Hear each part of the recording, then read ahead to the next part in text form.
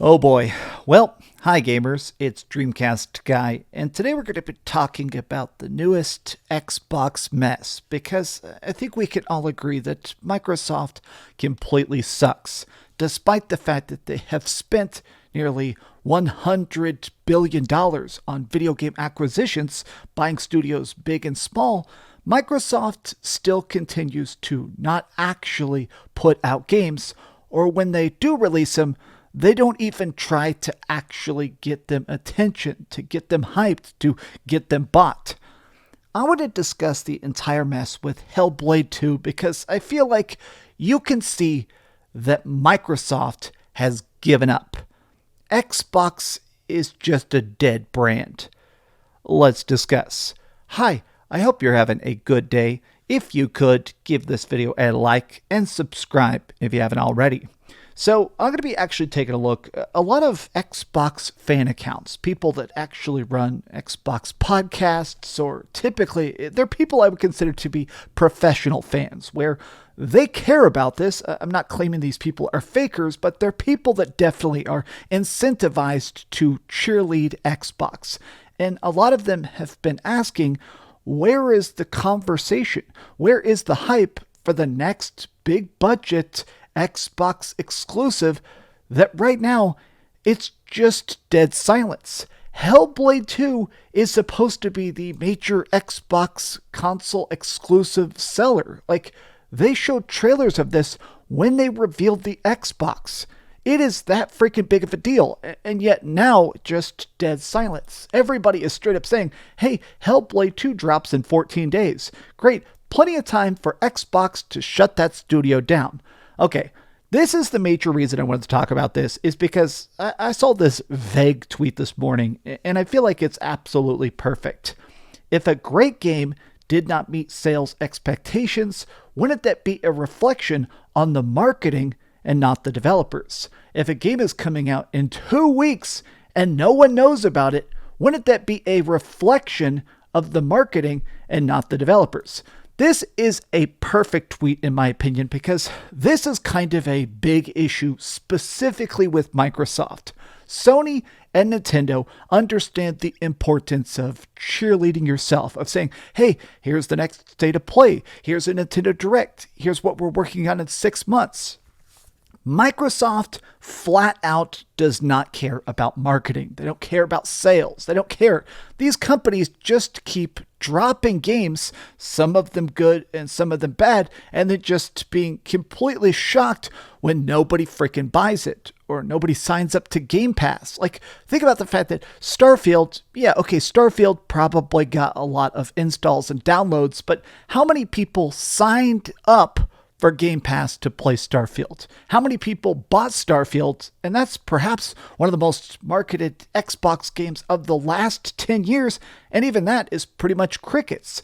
Microsoft is in this weird spot where they're buying studios and then just closing them before they even get a chance to put stuff out. Literally, they have had more studio closures than they've had game releases. I'm going to go a step further. I'm not just going to say, how is that possible? How is this legal? Like, how are there not laws that you can just buy a company and then shut it down? It is baffling to me that this isn't somehow some sort of like anti-consumer trust. Like, this feels like something that seems anti-consumer. Like, why are you able to even shut down Arkane or Tango Gameworks? Why is some random trillion-dollar software company straight up poisoning the industry instead of making games, which was the original mission, right? Like, everybody is still in a spot where they're actually shocked. What? Freaking Hellblade 2 is coming out in 2 weeks. Did someone at Xbox forget they have a major upcoming game? I've seen no buzz. Literally worried about Ninja Theory. Now, Ninja Theory is great. They do make good games. And so I completely agree with the sentiment of like, okay, if I'm supposed to be here, I'm at my desk, I'm making games, I'm trying my best, I'm showing up, I'm staying late, I care about the project, but then the people up at the top don't want to pay the money to have a commercial made or do some skits or do some interviews with the freaking actors and directors. Why even try if your studio is going to get shut down by some executive who never even played the game? I have heard rumors. I haven't been able to verify this myself. I heard that Phil Spencer played Hi-Fi Rush less than 1 hour. Apparently has a public Xbox Live account. You can see the games he's playing. He plays a lot of Fallout 76. Hi-Fi Rush is one of the best Xbox games ever. It completely freaking cleaned up last year. Everybody loved it. The studio got shut down. And I guess I'm extra annoyed that the guy whose job it is to buy studios and shut them down doesn't even play the games. Okay, I actually wanted to pull up this specific tweet because I do have a feeling it's probably going to get deleted. I have a feeling it's going to vanish, so I wanted to look at it before it gets a chance to disappear. This is a digital sculptor and cinematic character creature artist for Blizzard. So this is a Microsoft employee, and I have played a lot of Blizzard games, specifically Diablo. I have almost 600 hours in Diablo 4. Yeah, I'm not exactly proud about that. I'm hopelessly addicted to it, but it's interesting when he said this. It's getting bad. I literally have dreams that my whole team, including myself, are getting laid off, only to wake up and the entire studios under my parent company are getting dismantled. Somehow I'm still here.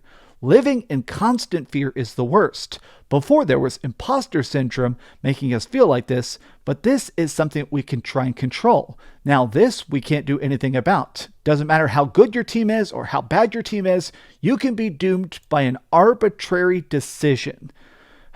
It sucks that it's just so unsettling for everybody. I feel for you. This is, in my opinion, this goes beyond toxic. I think that Xbox is making an actually negative effect on the entire gaming industry. I genuinely think that it does not just come down to making good games anymore. I think that they have created this Ouroboros, this cyclical nature of buying stuff, hoping it immediately becomes profitable, and if it doesn't, destroying it for the tax write-off. This is insane. Ninja Theory are talented, active, badass people that are clearly passionate. The first Hellblade game is a freaky masterpiece. I mean, playing it with headphones is a truly once-in-a-lifetime experience. Anybody who remembers my review from back when that came out, I actually did multiple videos breaking down the plot, talking about the ins and outs of how subtle the design and architecture and world they created was. And the fact that these people have finally had a chance to make a big budget sequel and Microsoft doesn't care. Why are you even paying to make a game that you're not going to push, that you're not going to scream from the rooftops? I actually tweeted this out and I want to show it here just because people are kind of ragging on it a bit. But I said this, I'm not trying to be snarky, but there is a massive Xbox game dropping in 2 weeks that has zero marketing. This will probably be awesome, but why is Xbox not screaming it? Hype your bangers. There's something I feel like Nintendo and Sony do very well, and it's not just advertising, it's allowing people to kind of discover stuff. The PlayStation freaking ecosystem, the Nintendo ecosystem, I feel like indies find a place to bloom there because Nintendo does indie directs. Sony is not afraid to constantly tweet out little spotlights of different PlayStation indies to put stuff onto their service and then advertise the heck out of it. Xbox does not care. At this point, Xbox is even just posting these weird videos being like, oh, we've learned so much from all the studios we shut down. Literally, they talk about, oh, we shut down Fable and now we're reflecting on how we shut down Lionhead. Then why did you buy it? Why are you making these studios, growing your own talent, and then immediately shutting them down? I am annoyed because the ecosystem of gaming is definitely beginning to shift. I have said for the last couple years that I feel like there are two phases to a video game's life. There's the playing it and loving it, but there's also that early version of it, of being excited before it comes out. I truly believe that hype is part of the game. When I see these trailers for Hellblade 2, they look incredible. They look like an interactive movie with such great graphics and deep shadows and really freaky visual effects. So the fact that this is coming soon gets me excited, but now I can't help but play it with fear in my heart. The fact that this is a digital-only game that's $50, they said it's going to be about 8 hours long, I feel like that game's going to come out and immediately be forgotten. Microsoft is going to look at some sort of stupid engagement fact sheet where they say, oh, not enough people downloaded it in the first 12 days. So unfortunately, everybody that makes this jaw-dropping piece of art, they're just unemployed. There is this rush for indie development right now. It feels like because the big companies can no longer be trusted, because so much good stuff is being folded. I mean, even Sony has this effect. Sony laid off 900 people just a couple months ago. These people are trickling into indie development, making solo projects, tiny projects, and I feel like those are beginning to soak up the air in the room. There have been so many hidden gems this year, like Balatro.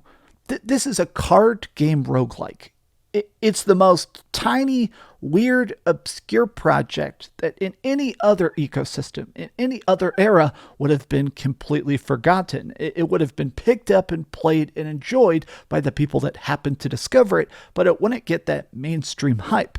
Whereas because Xbox is completely crapping the bed because Nintendo is waiting for the Nintendo Switch 2 before they release their probably top secret bangers, and because Sony is so silent, it's cool that the indie scene is finally getting a chance to relish the spotlight. But I still can't help feel like that something extra bad is on the horizon. I can't help but feel like something is about to fall apart in the industry, and we're going to see Xbox die first. We're going to see Xbox not just exit.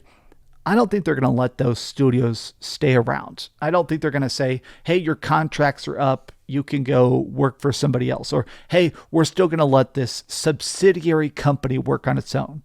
I think they're going to close Bethesda. I think they're going to close everything that they can't immediately profit from. And to me, that's unfair. It sucks.